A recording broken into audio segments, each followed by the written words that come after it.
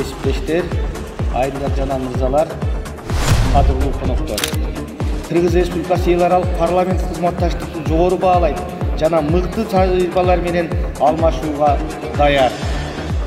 Биз биргелешкен аракеттер менен Бириккен Улуттар Уюмунун туруктуу өнүгүү максаттарына жетүү жана адилеттүү дүйнөнү куруу үчүн натыйжалуу чечимдерди иштеп чыга аларыбызга ишенебиз.